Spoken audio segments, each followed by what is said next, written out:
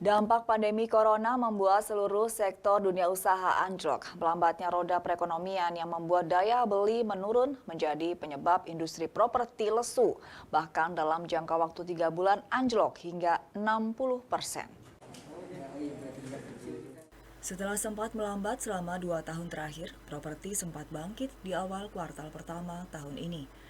Namun pandemi corona yang membuat penutupan wilayah dan usaha di bulan ketiga tahun 2020 ini justru membuat sektor properti terhenti, baik rumah maupun apartemen.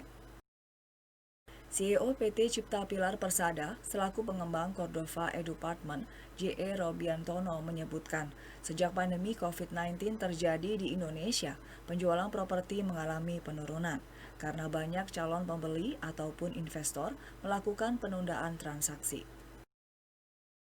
Menyusul adanya penutupan sejumlah lembaga pendidikan pasca diumumkannya pembatasan wilayah sejak corona merebak. Akibatnya penjualan langsung anjlok hingga 60%. Dan kondisi ini menjadi tantangan yang sangat berat. Padahal di saat bersamaan, setiap lebaran dan masa tahun ajaran baru merupakan kondisi yang juga menurunkan daya beli masyarakat karena lebih fokus pada kebutuhan saat lebaran dan tahun ajaran baru. Agar tak terlalu berat, pengembang banyak yang mengalihkan sejumlah trik pemasaran agar tetap mampu menjaring pembeli. Salah satunya lewat digital marketing atau menerapkan pelonggaran pembayaran uang muka. Alhamdulillah kita bulan memang secara umum turun, tapi kita masih ada penjualan nih. Alhamdulillah kita juga nggak nyangka masih ada penjualan di bulan April, Mei kita masih ada penjualan, dan kami juga tahu di tempat-tempat lain tidak mudah masih ada penjualan seperti yang kita dapatkan.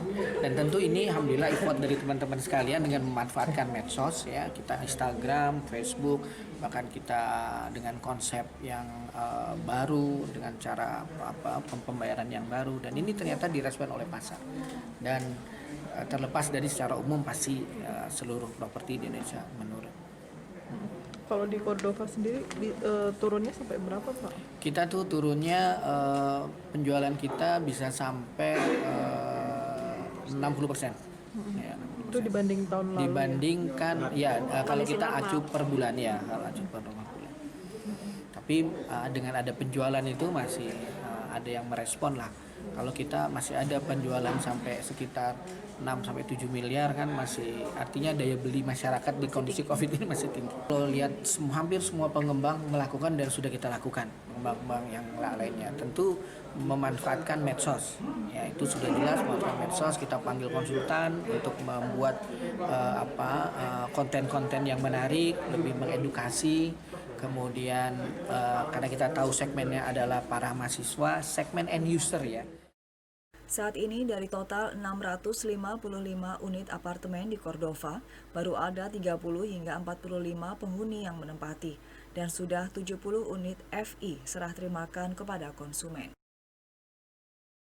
Restu Indah melaporkan.